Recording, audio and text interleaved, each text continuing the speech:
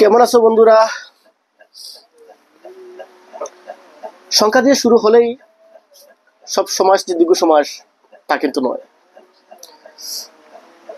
ঠিক একই রকম দেখতে আরেকটা সমাস আছে বহুব্রীহি সমাস। সেটা দেখতে কিন্তু এক্সাক্ট দ্বিগু সমাসের মতোই।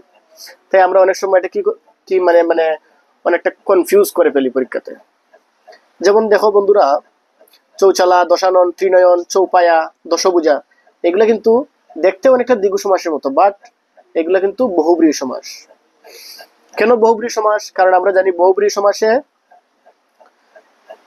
সমাসটা হচ্ছে এমন সমাস যে সমাসে মানে কোনো পদেরই প্রাধান্য থাকে না, অর্থাৎ কোনো পদেরই প্রাধান্য থাকে না। যেমন চৌচালা, দশানন, ত্রিনয়ন।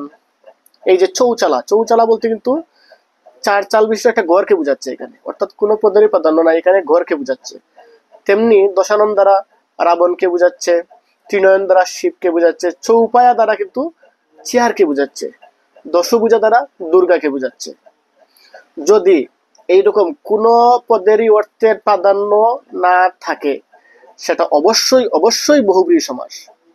দেখেন, দ্বিগু সমাস দিলেই কিন্তু ভুল হয়ে যাবে। তাহলে দ্বিগু সমাস কোনগুলা? দ্বিগু সমাস হচ্ছে, আমরা জানি দ্বিগু সমাস কোনগুলা। দ্বিগু সমাস হচ্ছে এখানে পরপদ প্রধান থাকবে, পরপদ প্রধান। আর বহুব্রীহি হচ্ছে কোনো পদেরই প্রাধান্য নেই, কোনো পদেরই প্রাধান্য নেই নেই আর দ্বিগু সমাস হচ্ছে পরপদ প্রধান থাকবে এখানে। কিভাবে বুঝবো সেটা? যেমন দেখো, চৌরাস্তা বলতে এখানে কিন্তু রাস্তাকে বোঝাচ্ছে, চার রাস্তার সমাহার, এখানে কিন্তু রাস্তাটাকে বোঝাচ্ছে, তার মানে পরপদ প্রধান। চৌমুহনা, এই যে পরপদ প্রধান। শতাব্দী, শত অব্দের সমাহার, অর্থাৎ অব্দ, মানে এখানে পরপদটাই প্রধান। অষ্টধাতু, আটটা ধাতুর সমষ্টি, আটটা ধাতুর সমাহার, তাহলে এই ধাতুকে বোঝাচ্ছে। সপ্তাহ, সপ্ত অহের সমাহার, মানে সাতটা দিনের সমাহার, অর্থাৎ এখানে দিনকে বোঝাচ্ছে, মানে অহটাই হচ্ছে এখানে প্রধান। অর্থাৎ যেগুলাতে দেখবা মানে পরপদ প্রধান থাকবে এগুলা হচ্ছে দ্বিগু সমাস। আর যেগুলাতে দেখবা কোনো পদেরই অর্থের প্রাধান্য থাকবে না সেগুলো হচ্ছে বহুব্রীহি সমাস।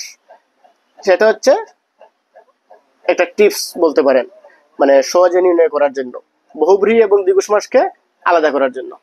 থ্যাংক ইউ, ভালো থাকবেন।